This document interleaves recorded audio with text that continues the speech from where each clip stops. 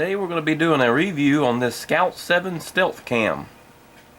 Now this has video on here. It does shoot video from 10 to 180 seconds with audio, most importantly. It does the still images at 7.0 megapixels. It has 24 infrared emitters with around a 30 foot range. It has the time lapse function, burst mode, temperature, time, date, and moon stamp, and it runs on 8 AA batteries. On the bottom here it's got the screw in for your tripod, and right here it's got the plug-in for a 12-volt battery pack. We've had this one for what do you think now, around 6 months or so, and maybe a little longer. Here's how you open it up, just the standard side here. Notice these here starting to get a little rust on them right in here.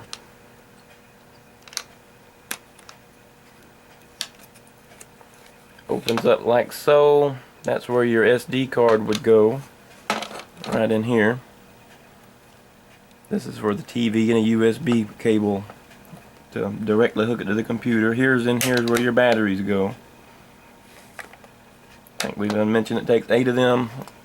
You power it on here. There's your menu button. All that's pretty simple actually to get to the menu. You just hit that and you'll go up or down and press OK to keep switching over the next ones. This got an explanation of all how it works right there. It's pretty simple actually.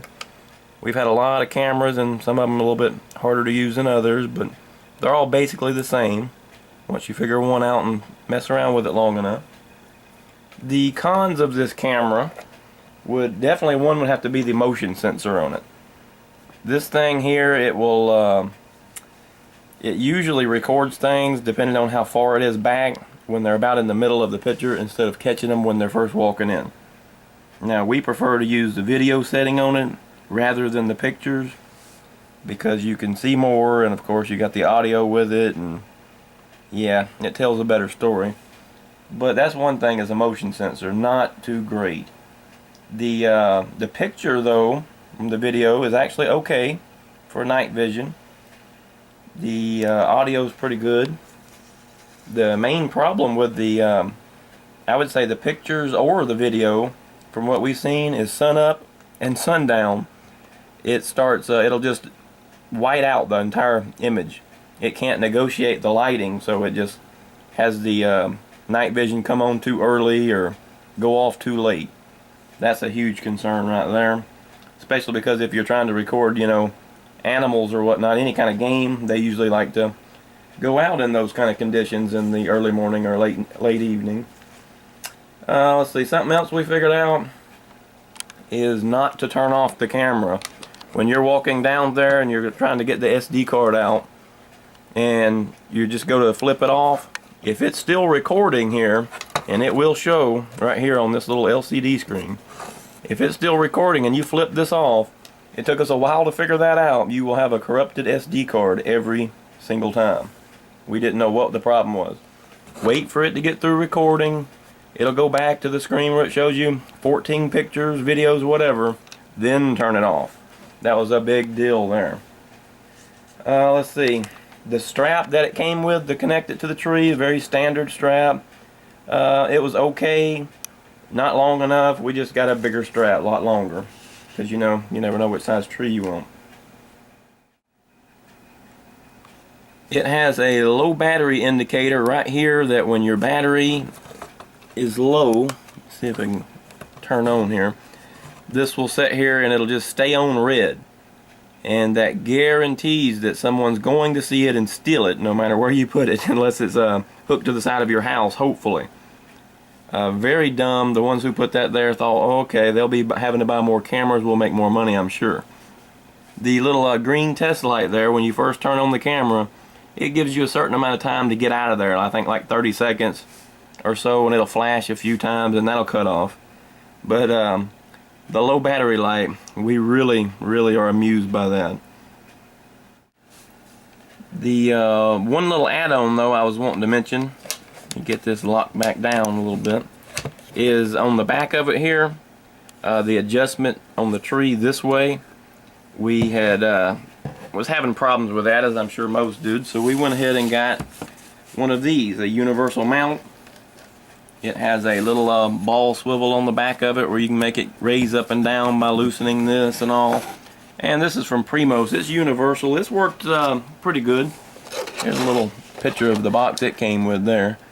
What does that say? 2020 mount up top here. It works with all game cameras with this universal little adapter and all. Pretty good though. It's worked out pretty well with all cameras actually. We're just putting these black cords through the belt strap on the back of the camera here. And it just straps on there like this. And then we'll go through the back here, and then they wrap back around, and you can, after strapping this to the tree, you can adjust the camera up, down, left or right as needed. The price of this cam is a little cheaper now, around $70. We paid about $100 for it. And we have owned a whole lot of trail cameras, all the way up to the $400 and $500 models. It's all about the same thing.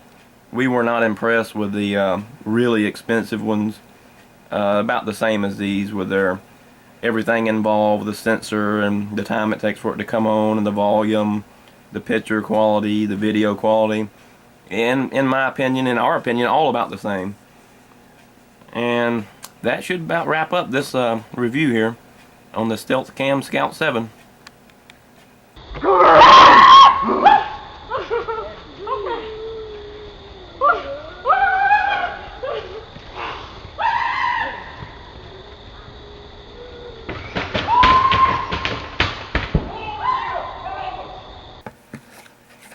Let's see if I would have went through this way. I could hide this back behind there. Voila. Now that's pretty stout to that, and it will adjust up and down with this by simply loosening this.